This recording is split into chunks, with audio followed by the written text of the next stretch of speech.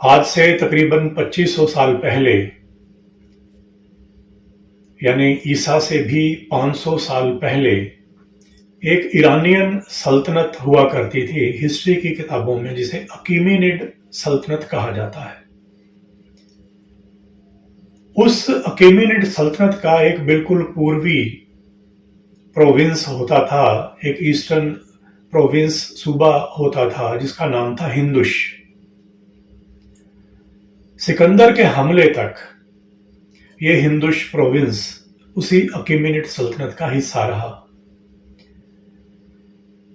ये ख्याल बहुत पॉपुलर है कि उस दौर में प्रोटो ईरानियन जबान में, प्रोटो ईरानियन लैंग्वेज में स की ध्वनि, स की आवाज बदलकर ह हो जाती थी। इंग्लिश में लिखें तो एस बदलकर एच हो जाता था। ऐसा हमें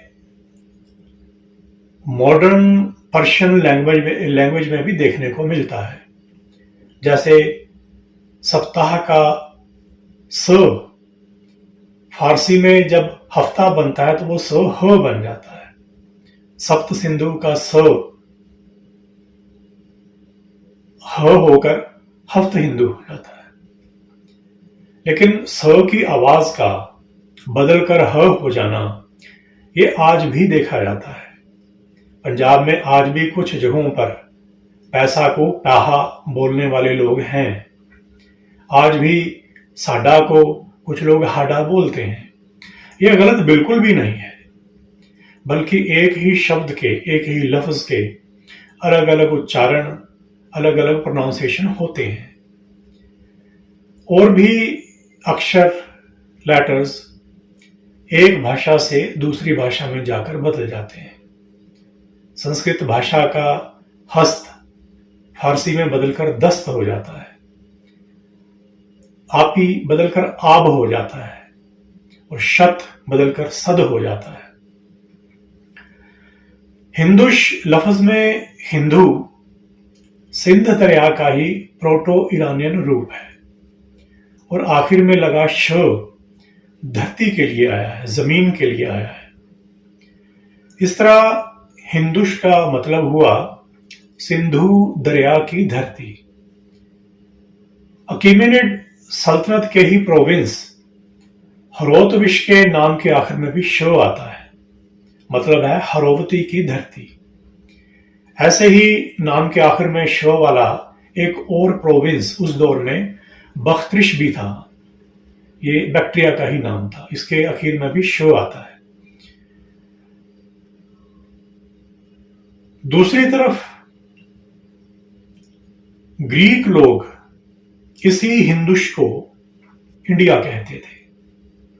इंडिया लफ्ज के मूल में भी इंडस दरिया ही है, जो सिंध नदी का ही एक दूसरा नाम है।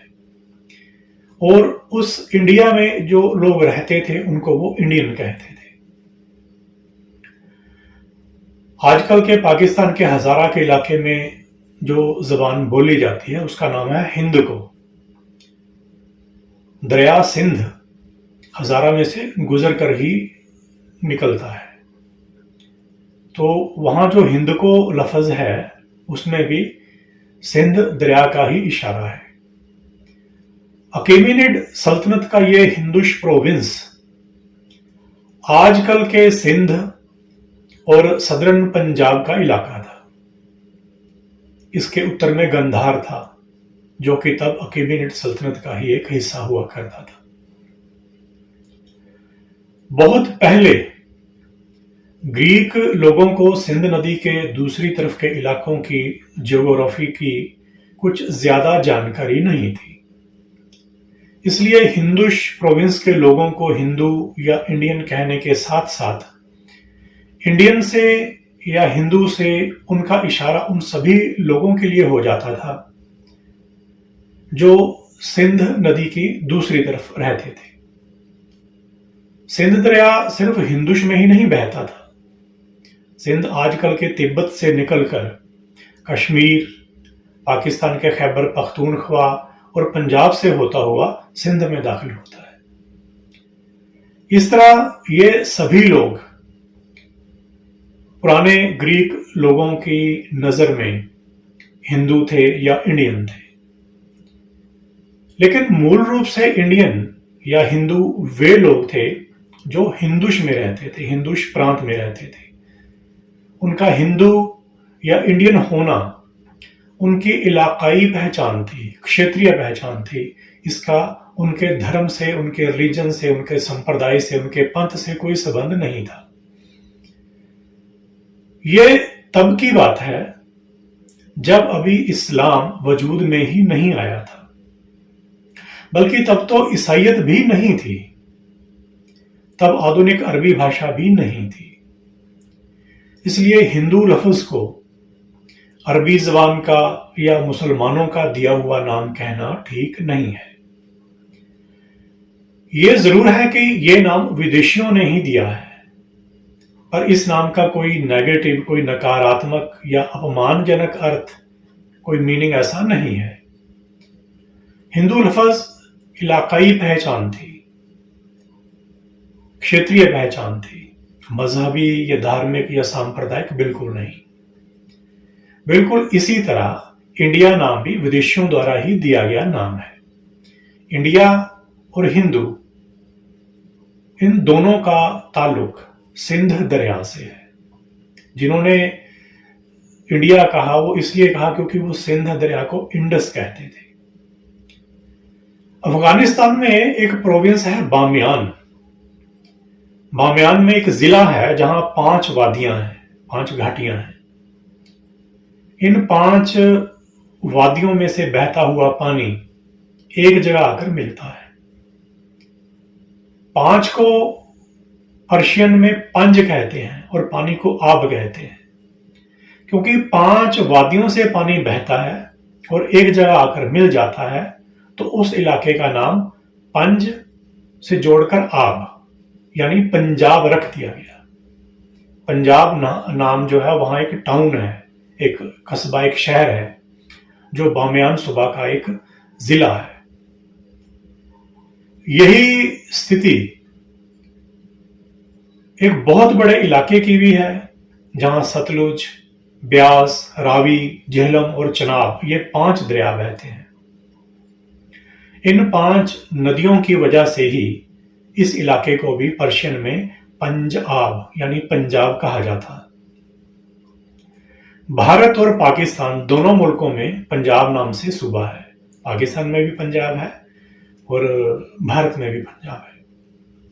ये पंजाब लफ्ज फारसी का है, उसी तरह पंजाबी लफ्ज भी फारसी का ही हुआ।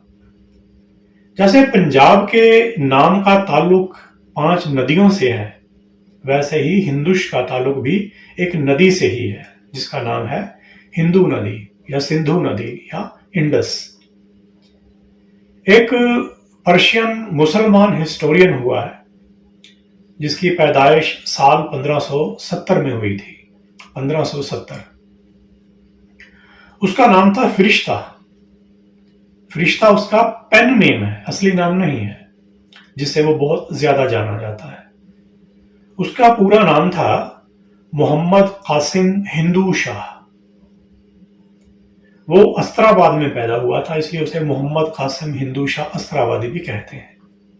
उसके नाम में हिंदू आता है। यहां तक कि उसके फादर के नाम में भी, उसके वालिद के नाम में भी हिंदू लफ्ज आता था। उसके फादर का नाम था गुलाम अली हिंदू शाह। पाकिस्तान की फौज में रहे लेखक सलमान राशिद साहिब अपनी किताब ए time of madness, A memoir of partitions में वो लिखते हैं, Hindu was a geographical entity. Never until the later Middle Ages did it take on a religious connotation. इसका मतलब है कि हिंदू एक जियोग्राफिकल इकाई, एक जियोग्राफिकल वजूद था।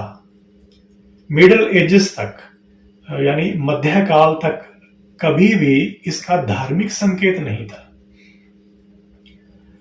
इसी किताब के इसी पन्ने पर वो आगे लिखते हैं, if there was an India in the subcontinent, it was exactly where Pakistan now sits. If I am anything, I, a child of the Mahasapt Sindhu, am the truest Hindu. Only the ignorant would have wished for a new name for the land of the Sindhu. मतलब कि इस सब continent में अगर कोई India था तो वो बिल्कुल वही था जहां पाकिस्तान है। अगर मैं कुछ हूं सप्त महासप्त सिंधु का एक बच्चा, मैं एक सबसे सच्चा हिंदू हूं, ये उनका कहना है। उन्होंने लिखा कि सिर्फ एक जाहिल ही सिंधु की धरती के लिए नए नाम की चाहत करता। सलमान राशिद साहब की यह किताब पढ़ने लायक है। 1947 के कत्लेआम के सब्जेक्ट से जुड़ी हुई ये किताब है। ये भारत में भी छपी है। मुख्तसर बात यह है कि मूल रूप से हिंदू वो लोग थे जो सिंधु नदी के आसपास के इलाकों में रहते थे। पाकिस्तान में आजकल का सूबा सिंध किसी दौर में अकीमेनिड सल्तनत के प्रोविंस हिंदुश में शामिल था। हिंदुश प्रोविंस तब अकीमेनिड सल्तनत का हिस्सा था, इसलिए इसका नाम उसी अकीमेनिड सल्तनत की ज़बान में होना कोई ताज्जुब की बात नहीं है। जिस इलाके को हिंदू नदी के नाम पर हिंदुश कहा गया, उसी को यूनानियों ने उसी नदी के नाम पर इंडिया कहा, क्योंकि वे सिंधु नदी को इंडस कहते थे।